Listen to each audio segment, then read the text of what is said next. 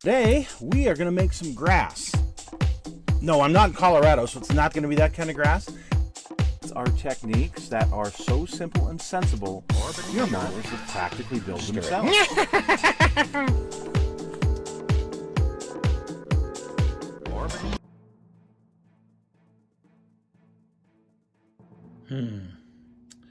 That's probably it right there. Hello folks, it's Mad Dog Merv, and today we are going to talk a little bit about one of the tools that I use in my history pieces that I do here on the channel. And that is, we're going to talk a little bit about aerial archaeology, and we're also going to talk a little bit about what I call photo recognition, or looking at photos and reading photos and how to do that. So stick with us. And today, Mad Dog Merv is going to hopefully help you learn some tools that will be valuable for you if you are trying to discover anything, any details in history, anything like that. Let's get started. Well, today's story is how I did some research to find out about a place called the Old Copper Plant. And I'll go over some of the tools I used to sleuth this out as to where it actually was, and some other really cool items about this place called the Old Copper Plant.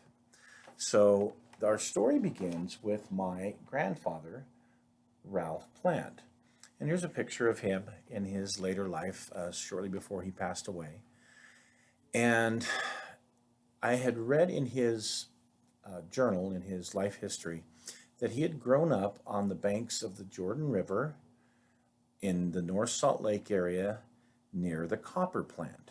And I'm like, copper plant? I don't know of any copper plant up in North Salt Lake.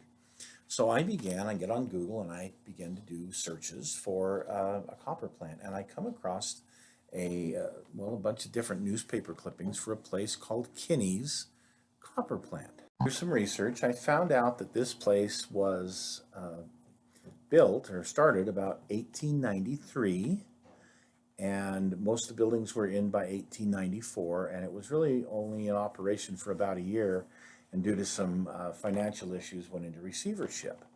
But I also heard about a place called the Copper Plant Hotel. Now this really intrigued me, a hotel out in the north part of Redwood Road area, not far from where I live. What in the heck? So I went to the state archives and went through the old county assessor photographs. Now, how they used to assess your property for taxes is they'd send some guy out, and he'd usually hold up a little sign, and it had a date like this one did, this 10 of 40, and he would stand in front of your place, and they'd take a picture, and then they would assess your evaluation from there. So fortunately, they had a picture of the Old Copper Plant Hotel, but again, no real address. So, man, it's basic country road, out in North Salt Lake. It's like, well, that doesn't do me any good. North of 10th North, that does me no good. So we kind of left it at that. Well, sometime later, I was doing some research on Ralph's brother, who was a firefighter who died in the line of duty. And I stumbled upon a collection of photographs taken by the Salt Lake Tribune that were in a digital collection at the state archives. And in those photographs, there was this one marked Copper Hotel Fire, 1953. Wow, that's the flippin' Copper Plant Hotel. How cool is that? But I still don't know where it is. There is a clue here. If I look to the far right and to the far left, I can see the difference in the mountains. On the right, it has snow. On the left, it's a little bit closer. That definitely looks like the North Salt Lake area of Salt Lake City. So it's got to be out on the north, what we call the North Redwood Road area. Copper Hotel has to do something with copper plants. So next stop is to the old Sanborn fire insurance maps. And Salt Lake City happens to have them from back in, I think, 1884, 1889, 1898, 1911, which very good maps.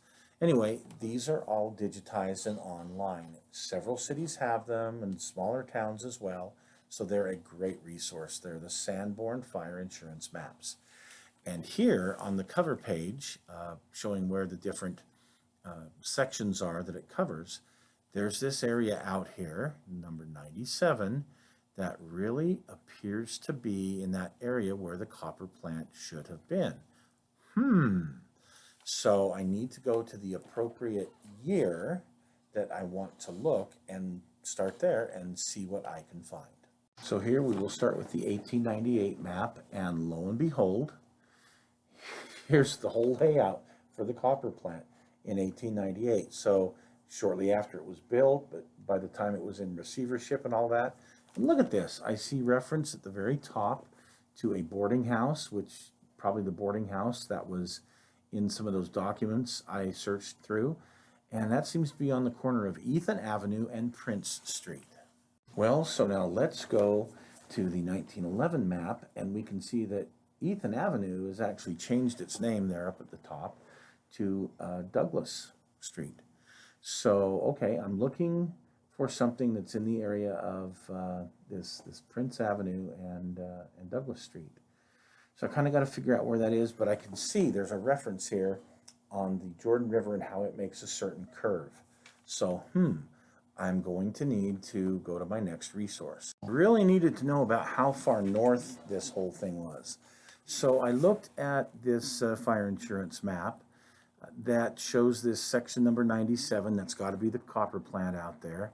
And look, there's some numbers. There's a 10th north, 11th, 12th, 13th, 14th, 15th, 16th.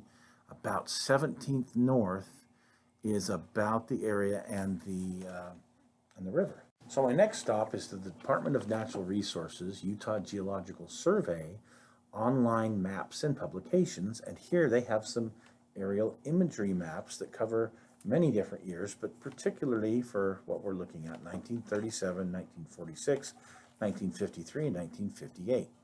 This is really where the aerial archaeology part takes over. You know, pictures really don't lie. So let's take a look and see what we can find from these maps. So I'm going to start here with the 1946 map. Now remember, I said the hotel burnt down in 1953, so the hotel should still be standing. I'm going to compare the 1946 aerial with the modern Google Earth view, and I find a commonality. And that is, on the very far right, there is 1500 north and 900 west. That's circled here in red, right next to the railroad tracks. Okay, 1500 north, that's close to where I want to be. So I draw a line straight out, and I know where Redwood Road is here on the map, because again, according to Google Earth, I see where Redwood Road is, and it's there in yellow. The Jordan River is in blue, and so if I follow my lines and together, I can kind of see where I'm going to need to look for the copper plant. And then, of course, from there, I can kind of try and figure out where that copper plant hotel is. But first things first, let's look and see if we can find where the old copper plant was. You know, this is 1946, and it had been abandoned around the turn of the century. So here we're going to blow it up a bit. It's starting to look interesting. You can see the river there. We're going to overlay about where 1500 is and the river. And oh, hey, look, there's some stuff on the ground that we're starting to see if we pay attention and look a little bit closer. If you look closely, you can definitely see some shapes on the ground. So let's go back to our map of the site. Oh, look at this. If we look at the buildings that were once there, let's compare that a little bit closer, shall we? I'm going to pull up the 1937 aerial map. And wow, look, there's whatever's there on the ground is really sticking out in this photo a lot more than in 46. So let's blow this up just a little bit and let's see what we can find. Oh my goodness, that looks like the footprint of those buildings. I'll be diggered. And guess what? Where that rectangle is right there in the middle, I can see Prince Street and Douglas Street. Oh my goodness, isn't that about where the hotel was? Because it's definitely where the plant was. And so I follow right there at the intersection. Look at that. There's a building that resembles the hotel. Well, how awesome is that? Now we know where it was back then. Where can we find that today on a map? So I'm going to go to Google Earth, and I'm going to find the bend in the river, and I'm going to find the existing roads, and hey, there's a golf course out there. Oh man, that's kind of a bummer. It's going to be hard to make out anything, but I do have to pick out some, again, commonalities from back then till today. And if I look really closely, if I zoom in really close on that Google Earth photo, and I overlay the buildings, where the buildings were, the orientation, poof, I can see the foundations of the old buildings. That's absolutely amazing. And so I know where they were, and this is where they were. Now I've got to find this hotel. So go back to this picture of 1940 and look at the building, and look at the fact it's a two-story, 3 windows on the bottom, 2 on the top, those beautiful battlements. I don't know what the heck they're called there on the corners. They're beautiful. The one thing we could tell from the fire is that the front of the building faced north. So that's one thing we do know. So we're looking at southeast towards the building. Okay, so I talked with some folks. Actually, she's another amateur historian who lived out in this area and told me that the Copper Plant Hotel actually sat on Redwood Road. So in yellow, I have the site marked that's on Redwood Road, where the only possible building around could be, and in red is where I think it is from the evidence I've already put together. So now we are going to use photo recognition, photo reconstruction, analyzing photos to see if we can find out exactly which one is right and where that hotel actually sat. I'm going to go back to the 1953 fire pictures and see what we can find. We're going to analyze here. And if I look in the right-hand corner, right above the little kid that's walking, there's a piece of evidence that's very important in this puzzle. If I blow that up, see, look, you can see there's some buildings in the background. Looks kind of like a big barn with like 4 windows on the roof or something. Okay, so now there's this picture here, looking east.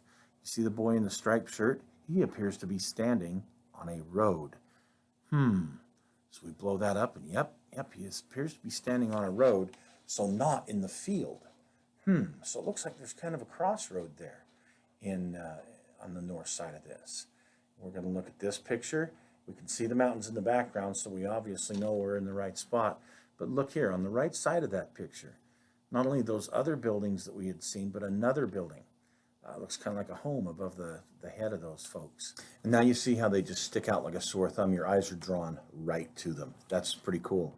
You also notice the telephone pole and the dirt road. And why that's significant? Well, the telephone pole you'll see in a few minutes, but the dirt road, I talked with a gentleman who grew up out in that area, who told me that the Copper Plant Hotel was east of the river. So, that I'm thinking I'm on the right road.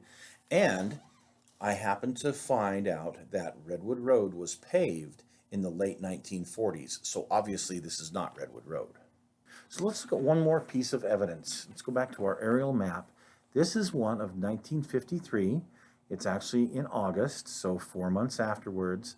And we're going to take a look at this same area and see what we might be able to figure out from everything that we've put together so far. So we can see where the rectangle is. We can see where the streets are. We can see where the river is. And if we start looking really closely, the yellow line is that street where the boy with the striped shirt was. The orange line is, of course, the main street. The pink circle are the background buildings. The red circle, there's not a building there anymore, but there used to be. 4 months after the fire, it's gone. That has to be the spot of the copper plant. So if I add up all the evidence, the conclusion I come to is where that red circle is, that is where the Copper Plant Hotel used to be. So through the use of aerial archaeology and photo analysis, I've been able to definitively say this is where it was. Isn't that kind of cool? I hope you've learned something about this. But you know what? Let's go out to the site now and let's take a look and see what's actually still out there. I mean, we've seen it from the air, we've seen it historically. Let's see what is out there currently, shall we? So as we head west on the road where the storage tanks are, we're looking out here to the south, and you can see in the distance some small telephone poles. I think we're getting close to the area where that old road was. Those small poles are in the distance is actually where the copper plant itself was. And here you can see a good close-up of the pole and how it looks just like the one that we had in the photo earlier. Although this is actually down by where that neighbor's house was, this particular area. But right here, we continue on the road, and right here where that telephone pole is, the big one on the left, is actually about where the hotel once sat. This is looking down the road that used to be the road that went in front of the Copper Plant Hotel, so we have found the site. Wow. Pretty cool. And you can see there's a golf course there now, but and the road's just obliterated from there on. But we've been able to pretty much prove this is the site. So thanks for joining us, folks, and I hope you learned something today.